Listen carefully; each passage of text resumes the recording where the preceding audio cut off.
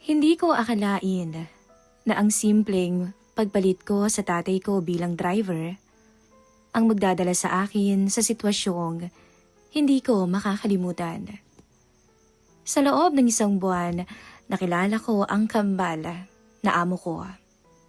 Magkaibang ugali, pero pareho palang kayang guluhin ang mundo ko.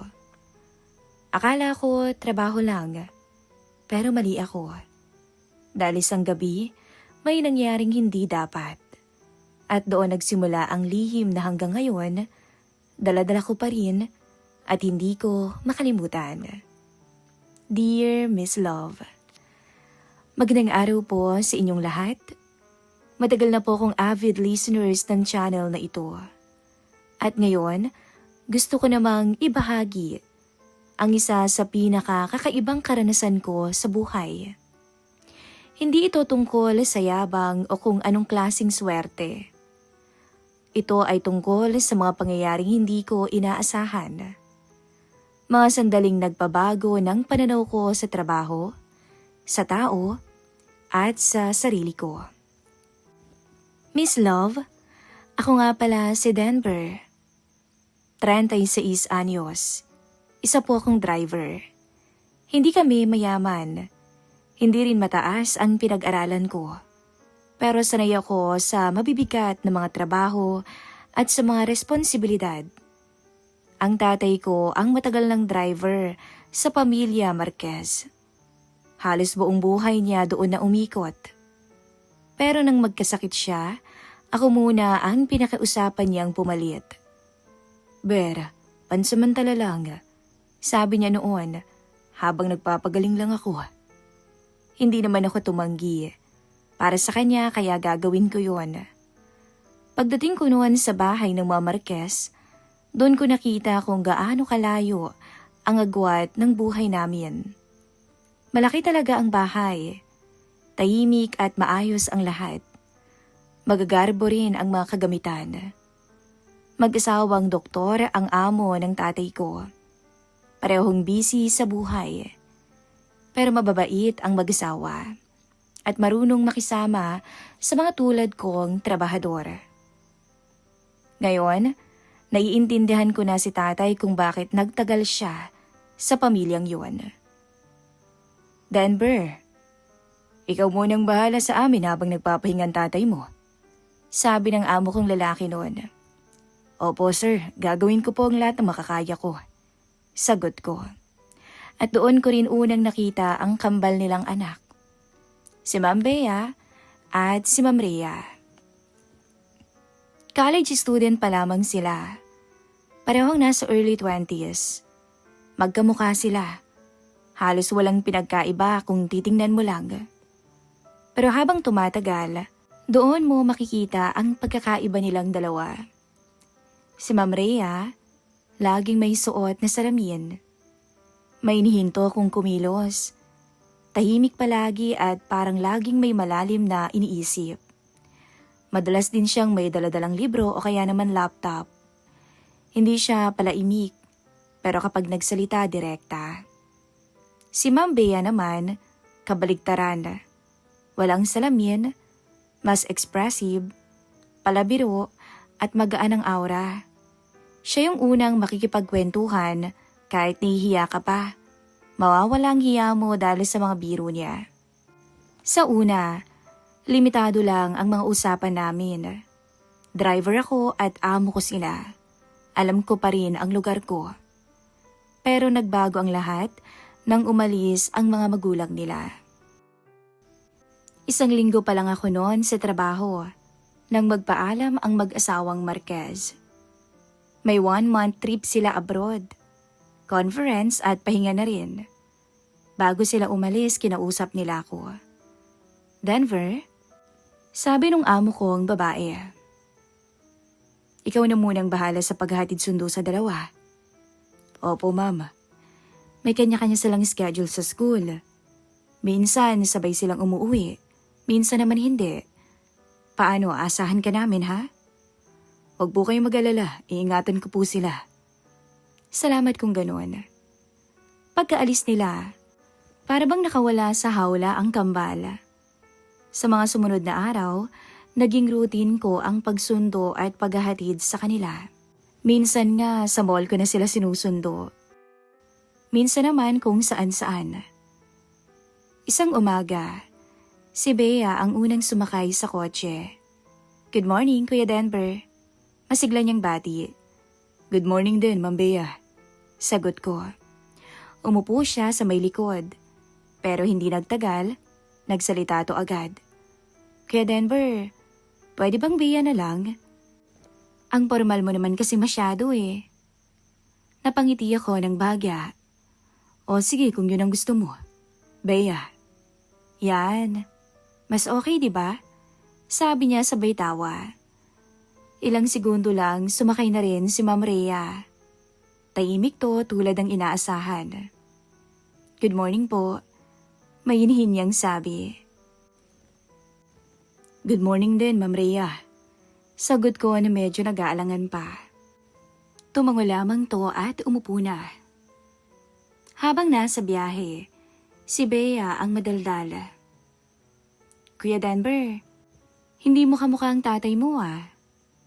Wika nito. "Ganun ba? Ang nanay ko sigurong kamukha ko."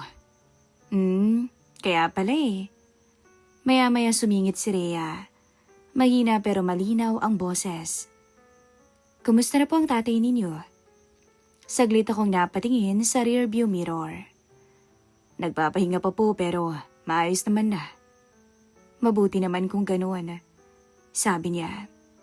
Simple lang naman ang mga usapan. Pero doon nagsimula ang mas komportableng pakikitungo namin sa isa't isa. Lumipas ang ilang araw, mas naging natural na ang lahat. Hindi na awkward. Marunong na akong mag-adjust sa ugali nilang dalawa. Hanggang sa isang gabi, malakas ang ulan at si Rhea ang sinundo ko sa school. May event yata sila kaya late nang nakauwi. Pagkapasok niya sa kotse, medyo nabasa siya. "Pasensya na po, medyo natagalan." "Ayos lang yan, Ma'am Rhea." Tahimik ang naging biyahe. Maririnig lang ang ulan at ang wiper. Maya-maya, siya nang unang nagsalita. "Kuya Denver?" "Po? Pwede po bang bagalan na lang natin yung takbo?" "Oo naman." Binagalan ko ang andar. "Salamat," sabi niya. Napansin ko na parang hindi siya komportable. "Maayos lang bang pakiramdam mo?" tanong ko. Saglit siyang natahimik bago sumagot. "Medyo nahihilo lang." "Gusto mo bang huminto muna tayo?" "Hindi na. Ayos lang." Napansin kong medyo nanginginig ang mga kamay niya. "Ma'am Rhea, sure ka bang okay ka lang?" tanong ko na mas maingat na. Huminga siya ng malalim. "Hindi ko rin alam eh. Para kasing ang bigat lang ng pakiramdam ko." Hindi ako sanay sa ganon. Driver ako, pero bilang tao hindi ko rin kayang baliwaliin kung may nararamdaman siya. Lalo na't may pangako ako sa mga magulang niya na iingatan ko silang magkapatid. "Pag pagod o stress, kailangan mo ring magpahinga." Napatingin siya sa akin. "Tama ka nga." Tapos ngumiti. "Napagod lang siguro ako kanina. Idagdag pa na wala akong masyadong tulog."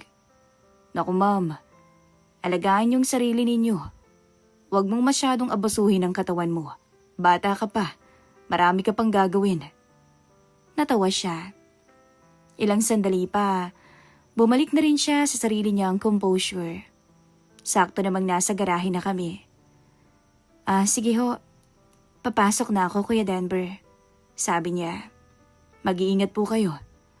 Bago siya tuluyang bumaba, napalingon pa siya sa akin. Kuya Denver?" "Po?" "Salamat ha. Hindi lang sa ligtas na pag-uwi." Hindi ko na tinanong kung ano pa ang ibig niyang sabihin. Pero sa gabing iyon, nakita ko ang kakaibang tingin niya sa akin. Hindi ko pa alam noon na yun na pala ang simula ng mas malalim at mas komplikadong koneksyon, hindi lang sa kanya, kundi pati na rin sa kakambal niyang si Bea. Yung akala kong simpleng trabaho lang na pinasok ko sa bahay ng mga Marquez. Nagkamali ako. Matapos ang gabing yon kay Rhea, napansin kong may konting pagbabago sa pakikitungo niya sa akin. Hindi pa rin siya madaldal, pero mas madalas na siyang tumingin sa akin. May kakaibang kislap sa mga mata niya. Pero kung si Rhea ay nanatiling mainhin at tahimik, kabaligtaran naman ang nangyari kay Ma'am Bea. Mas lalo siyang naging malapit sa akin. Isang umaga nga, sabay ko silang hinatid sa school. Pagkasakay pa lang ni Ma'am Bea, agad na siyang nagsimulang magdaldala. "Kuya Denver," malambing niyang tawag sa akin. "Oh, Bea," sagot ko habang inaayos ang side mirror. "May girlfriend ka na ba?" Halos mapatingin ako agad sa kanya. "Ha? Bakit mo naman natanong?" Medyo nag-aalangan ko pang sagot. Napangiti ito, halatang may kalokohan sa mata. "Wala lang. Curious lang. Bawal bang magtanong?" "Hindi naman bawal," sagot ko. "Pero wala pa." "Wala?" Ulit niya na para bang hindi makapaniwala. Imposible naman yata. Mabait ka. Responsable. Tapos wala. Ilang taon ka na nga? 36. Ano? Nanlalaki ang mga mata niya. Matagal ka na palang wala sa kalendaryo eh. Bakit hindi ka pa nag-aasawa? Naku, sayang naman ang lahi mo. Biglang sumingit si Ma'am Rhea mula sa tabi niya. "Bea, pwede bang wag kang makulit?" Sabi nito. Normal lang ang tono. Nagtatanong lang naman ako. Sagot naman ni Ma'am Bea. Sabay ngiti. "Ikaw ba, hindi ka ba naku-curious kay Kuya Denver?" Hindi sumagot si Rhea. Tahimik lang to. Nakatingin sa may labas. Pero si Bea, hindi pa pala tapos. "Siya nga pala, Kuya Denver. Ano bang type mo?" Tanong niya ulit. "Type saan?" Tanong ko naman. "Sa babae. Gusto mo ba ng maganda, makinis, o maputi?" Tanong niya. Napailing ako. "I'm serious," sabi niya na may halong biro pa rin ang boses. "Simple lang naman, Ma'am Bea. Yung marunong rumispeto at mabait. At syempre maganda rin," sabi ko. Okay lang naman ba sa'yo yung medyo makulit?" Tanong niya sabay kindat. Napangiti na lamang ako. "Depende kung gaano kakulit," sabi ko. "Tingnan mo nga naman oh," sabi niya sabay tawa. "Mukhang may pag-asa yata ako ah." "Bea," singit ulit ni Ma'am Rhea. This time medyo seryoso na. "Tama na nga yung pangungulit mo kay Denver." Okay. Fine," sagot niya, pero halata mong natutuwa siya sa mga tinatanong niya. Simula noon, halos araw-araw ganun si Ma'am Bea. Lagi tong may banat, laging may mga biro, at paminsan-minsan, para bang may mga laman ang mga sinasabi niya. Hindi naman ako tanga. Ramdam ko yun. Pero lagi kong pinapaalala sa sarili ko, driver lamang ako. May hangganan ang dapat kong galawan. Tsaka sadyang ganun lang siguro talaga si Ma'am Bea. Lumipas ang mga araw, mas naging normal ang lahat. Si Bea tuloy sa pang-aasar. Si Ma'am Rhea, tahimik, pero paminsan-minsan ay may mga tanong na rin na mas personal. Hanggang isang gabi. Tahimik na ang buong bahay. Lahat ay nasa kani-kanilang kwarto na. Ako naman ay nasa likod ng bahay, doon sa maliit na tambayan. Masarap kasi ang hangin doon at presko. Madalas talaga ako doon, naglalaro ng Mobile Legends sa cellphone ko habang nagpapahinga. Doon ako madalas nagre-relax kapag tapos na ang mga trabaho. Tutok ako sa laro, nang bigla kong maramdaman na may umupo sa tabi ko. Akala ko nung una, isa sa mga kasambahay. Pero nang lumingon ako, nagulat ako. Si Ma'am Rhea. Nakasalamin, nakasuot ng simpleng santo, pero ibang aura niya. Ang ganda at ang puti. Ma'am Rhea, gulat kong sabi, anong ginagawa niyo dito? Hindi siya agad sumagot. Umupo lang siya ng maayos at nakatingin sa akin. Pwede ba akong tumabi? Tanong niya. Oo naman. Sagot ko kahit halata sa boses ko ang pagtataka. Ilang segundo kaming tahimik. Anong nilalaro mo? Tanong niya. ML. Sagot ko. Marunong ako niyan. Sabi pa niya. Napatingin ako sa kanya. Talaga? Tumangoy siya. Oo. Minsan naglalaro ko pag walang magawa. O kaya naman stress. Medyo natawa ako. Ikaw? Naglalaro? Hindi ba halata? Sagot niya na may bahagyang ngiti. Hindi masyado eh. Pag-amin ko. Tahimik ulit, pero this time hindi naman na awkward. Hanggang sa muli siyang magsalita. Denver? Po? Close kayo ng kambal ko, no? Napakamot ako sa ulo. Hindi naman, ma'am. Madaldal lang talaga siya. Pero sumasabay ka rin, sabi niya. Ganun lang talaga ako makisama. Sagot ko. Tumango siya. Oo nga pala. Mabait ka nga.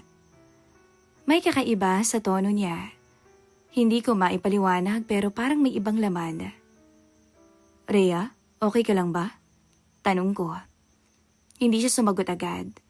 Sa halip ay huminga siya ng malalim. Alam mo ba? Dahan-dahan niyang sabi. Napatingin ako sa kanya. Anong ibig mong sabihin?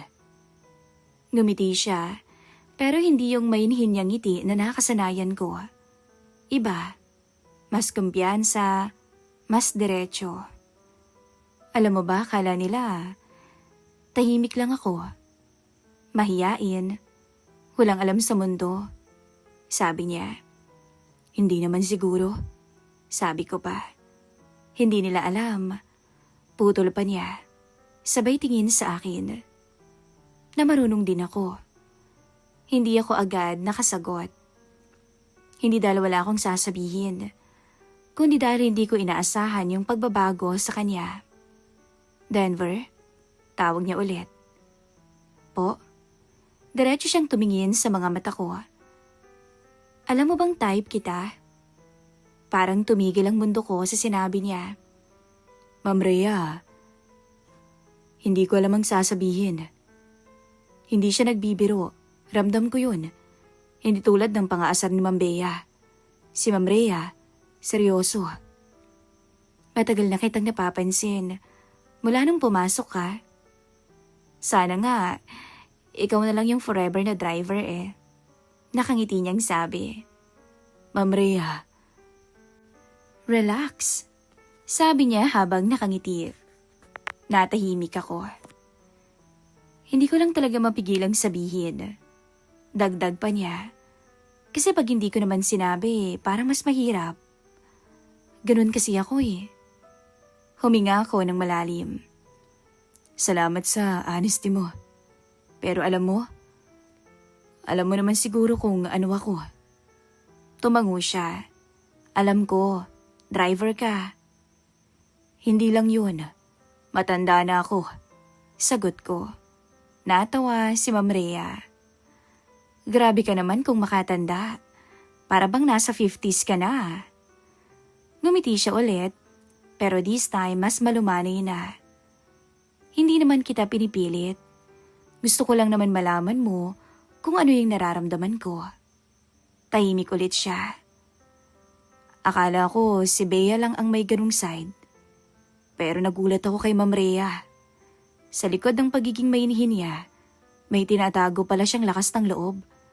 At sa paraan niya, mas direkta pa siya kaysa sa kakambal niya. Bago siya tumayo, Tumingin siya ulit sa akin. Okay. Good night, Denver. Good night po, ma'am. Iniwan niya ako doon ng mag-isa. Pero hindi na ako nakapaglaro ulit. Kasi sa gabing iyon, tuluyan ang nagbago ang tingin ko sa kambal. At mas lalo kong naramdaman na ang simpleng trabaho ko bilang driver, unti-unti nang nagiging komplikado. Simula nung gabing iyon sa likod ng bahay, naging mas aware na ako sa presensya niya. Hindi na siya basta mainihin na anak ng amo ko. Sa tuwing magtatagpo ang tingin namin, may kakaiba na. Para bang may lihim kaming alam na hindi alam ng iba. Pero kahit ganoon, pinipigilan ko pa rin ang sarili ko. Kasi driver lang ako. Yun ang paulit-ulit kong sinasabi sa sarili ko. Pero mahirap pala. Lalo na kapag yung taong iniiwasan mo, siya mismo ang lumalapit. Isang gabi, halos lahat ng ilaw sa bahay ay patay na. Malalim na ang gabi kaya tahimik na ang paligid. Ako'y nasa kwarto na sa staff area. Nagpapahinga na. Pero hindi ako makatulog. Maya-maya may narinig akong may hihinang katok. Napaupo ako bigla. Sino yan? Tanong ko. Ako to, Denver. Boses ni Ma'am Rhea. Agad akong tumayo at binuksan ang pinto. Nandun siya. Simple lang yung suot na pantulog. Tapos nakasalamin pa. Pero iba yung tingin niya. Ma'am Rhea, may kailangan ka ba? Tanong ko. Tumingin siya sa paligid na para bang sinisiguradong walang makakakita. Pwede ba akong pumasok? Tanong niya. Nag-alangan pa ako. Pero sa huli, tumabi ako para makapasok siya. Tahimik siyang pumasok at umupo sa maliit na upuan sa loob ng kwarto. Ako naman ay nanatiling nakatayo. Okay ka lang ba? Tanong ko. Tumango siya. Hindi ako makatulog sabi niya. Bakit naman? Hindi ko rin alam. Siguro dahil sa mga iniisip ko. Tahimik ako kasi ramdam ko na kung saan papunta ang usapan. Denver? Tawag niya ulit. Iniiwasan mo ba ako? Napatingin ako sa kanya. Hindi kita iniiwasan. Wika ako. Talaga ba? Tanong niya na bahagyang ngumiti. Kasi parang kabaligtaran yung nararamdaman ko Napabuntong hininga ako. Ma'am Rhea, alam mo naman kung bakit hindi ba? Dahil driver ka. Tumango ako. Hindi ako sumagot. Tumayo siya at lumapit ng kaunti. Denver, hindi naman ako bata Alam ko naman na yung ginagawa ko. Hindi naman ganun kadali yun. Sagot ko. Madali lang yun. Sabi niya. Tahimik. Sobrang tahimik. Hanggang sa bigla siya ulit nagsalita at sinabing, Sure ka ba na wala kang nararamdaman sa akin? Parang tinamaan ako. Ma'am Rhea, answer me honestly. Sabi niya na diretso ang tingin. Napapikit ako sandali. Siyempre meron. Mahina akong sagot. Hindi na ako nagsinungaling. Totoo naman Lalaki lang din naman ako. Gumiti siya. Hindi yung mainhin ng ngiti, kundi yung ngiting may kakaiba. Sabi ko na nga ba I knew it. Sabi niya. Mas lalo akong naguluhan. Paano mo naman nasabi? Ramdam ko lang. Sagot niya. Hindi naman ako ganun ka-inosente. Ano ka ba? Napailing ako ng bahagya. Lumapit pa siya. Huwag kang matakot, Denver. Sabi niya. Teka, sigurado ka ba sa ginagawa mo? Tanong ko na halata ang pag-aalangan sa boses ko. Diretso siyang tumingin sa akin. Oo naman no, sagot niya. Hindi naman ikaw ang unang lalaki sa buhay ko kaya huwag kang matakot. Sobrang lapit niya na noon. At doon ako nagulat. Rhea. Alam mo, Denver, huwag kang papanin lang sa itsura. Dagdag pa niya na may konting ngiti. Sa amin ni Bea, ako ang mas may alam. Anya sabay kindad. Hindi ko alam kung matatawa ako o mas lalo akong kakabahan. Yung babaeng akala ko tahimik at inosente, may ibang side pala. At yun ang side na ngayon ay nasa harapan ko. Rhea, magagalit ang mga magulang mo. Sabi ko pa rin, kahit mahina na ang paninindigan ko. Hindi naman nila alam eh. Sagot niya. Hindi ko na alam kung ano ang dapat kong sabihin. Tama ba o ang nararamdaman ko? Basta sa gabing yon, hindi ko na napigilan. Hindi ko na inisip kung ano ang mangyayari bukas. Ang alam ko lang, nandun siya at nandun ako at pareho namin yung gusto. Pareho kaming hindi umatras. Namalayan ko na lang na magkalapat na ang labi naming dalawa.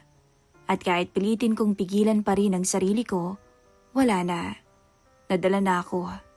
Hanggang sa ngumiti siya at sinabing, sabi ko sa'yo wala kang magagawa. At doon, Miss Love, nangyari ang isang bagay na hindi ko talaga inaasahan. Naging saksi ang maliit na silid na iyon sa pagtatampisaw namin ni Rhea. Kinabukasan, pagkagising ko, hindi pa rin talaga ako makapaniwala. Pagkatapos noon, hindi na naging pareho ang lahat. Sa mga sumunod na araw, pilit ko pang binabalik. Ang trabaho, hatid sundo, walang personalan. Pero mahirap pala kapag may lihim na hindi dapat malaman ng iba. Lalo na kung nasa iisang bahay lang kayo. Si Ma'am Rhea balik sa dating anyo. Tahimik, composed, parang wala lang. Pero sa tuwing nagtatagpo ang mga mata namin, may kung anong ngiti sa kanyang labi. Isang lihim sa pagitan naming dalawa. Si Ma'am Bea naman, nanatiling si Bea, palangiti, makulit at pilya. Pero napansin ko, mas naging mapagmasid siya. Para bang may hinihintay siya o para bang may napapansin. At hindi nga ako nagkamali doon, Miss Love. Isang gabi, halos 10:00 na noon, nang sunduin ko siya. May pinuntahan kasi siyang event kasamang mga kaibigan niya. Pagkarating ko, nakita ko siyang nakatayo sa may labas. Hawak yung phone, may kausap pa. Kuya Denver, tawag niya nung makita ako. Bea, tara na. Sabi ko habang bumababa ng sasakyan para pagbuksan siya ng pinto. O sige na, babay na ha. Sabi niya sabay end ng call. Sumakay siya sa likod. Pero ilang segundo lang, bigla siyang lumapit sa passenger seat. Sa harap. Dito na lang pala ako. Sabi niya. Okay. Sagot ko kahit medyo nagulat. Pinaandar ko na ang makina. Tahimik lang kaming dalawa. Gabi na noon at kakaunti na lang ang mga sasakyan. Hindi siya nagsasalita. Hanggang sa... Alam mo ba? Panimula niya. Po? Sagot ko na nakatingin pa rin sa daan. May alam akong sikreto. Ah? Bigla akong napahawak ng mahigpit sa manibela. Bigla kasi akong kinabahan. Alam mo bang type kita? Ma'am Bea, Relax. Sabi niya. Nakangiti pero seryoso ang muka. Hindi ako nagbibiro ngayon. Hindi ko alam ang isasagot.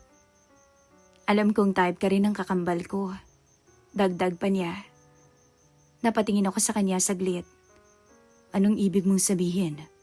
Tanong ko. Hindi siya agad sumagot. Tumingin lang siya sa harap ko. Alam kong sikreto niyo. Tingin mo ba hindi ko mapapansin? Sabi niya. Alam mo, pareho kami ng bahay. Pareho kami ng galaw. Kilala ko ang kambal ko. At pareho kami ng tipo. At alam mo ba? Alam ko yung nangyari nung nakaraang gabi. Dagdag niya. Doon na ako kinabahan. Ano yun? Tanong ko na pilit kinakalma ang sarili. Alam kong lumabas si Rhea ng kwarto niya. Sabi niya. At hindi siya agad bumalik. Hindi ako nakasagot. At alam ko kung saan siya pumunta. Dagdag pa niya, sabay tingin sa akin.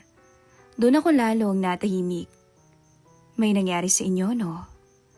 Diretso niyang sabi at walang paligoy-ligoy. Napabuntong hininga ko.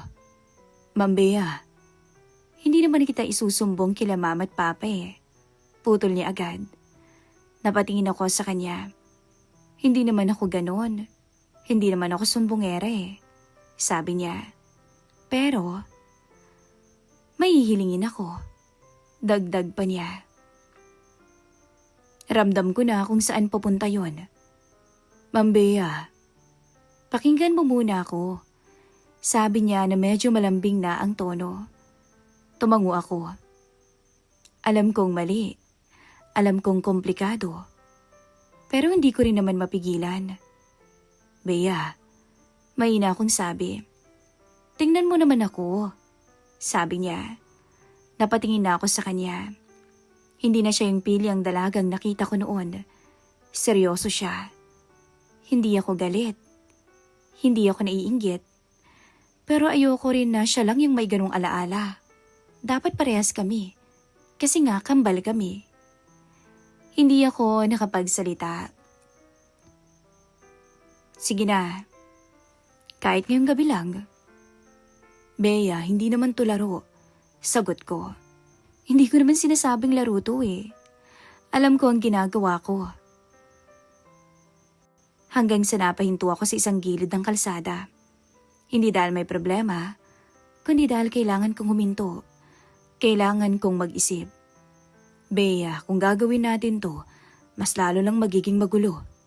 Magulo na nga eh. Sagot niya na bahagyang ngumiti. So bakit pa tayo matatakot? Napapikit ako sandali. Hindi ko na alam kung ano bang tama. Hindi ko na alam kung ano bang dapat. Ang alam ko lang, pareho silang nasa buhay ko ngayon. At pareho nila akong hinihila sa iisang direksyon. Pagkadilat ko, nakatingin pa rin siya sa akin. Hindi nagbabago ang desisyon niya. At dun ko napagtanto na hindi lang pala si Rhea ang may tinatagong lakas ng loob. Pati si Bea, mas direkta nga lang, mas malinaw at mas handang sumugal. Sa gabing iyon, Miss Love, hindi na rin ako nakatanggi. Hindi ko na pinilit pigilan ang isang bagay. At dun ko talaga masasabi kung gaano ako kaswerte. Ewan ko ba kung kayo rin may ganong karanasan? Basta ako, hindi ko talaga makakalimutan yun. Pagbalik namin ng bahay, tahimik ng lahat. Si Ma'am Rhea nasa sala noon. Si Bea naman, dumiretso na agad sa kwarto niya. Ako, nanatiling nakatayo sandali sa labas ng sasakyan. Hindi ko alam kung paano haharap sa kanila. Hindi ko alam kung paano magsisimula. Bastang alam ko lang, nung mga oras na yon, hindi lang ako driver. At hindi lang sila basta amo. Sa loob ng isang buwan na yon, nawala ang mga magulang nila, na bago ang lahat. At ang pinakamahirap tanggapin, may mga desisyon akong ginawa na hindi ko na mababawi. Mga alaala na mananatili at mga lihim na kailangan kong dalhin habang buhay. Matapos ang isang buwan, bumalik na rin ang mga magulang niya. At ako, balik na sa dati kong trabaho. Gumaling na rin kasi si tatay, kaya balik na siya sa serbisyo niya bilang driver ng mga Marquez. Ito yung kwento ko, Miss Love, na hindi ko talaga makalimutan. Actually, ilang taon na rin ang nakakalipas mula nang mangyari ang karanasan kong to. At ngayon ko lang talaga shinare to. At heto, 39 years old na ako ngayon, Miss Love. May pamilya na rin, pero ang alaalang yun ay mananatili na sa akin habang buhay. Thank you so much, Miss Love, and God bless po sa inyong lahat. Maraming salamat sa pag-ere ng aking kwento sa channel ninyo. Muli, Ako po ang inyong sender, Denver.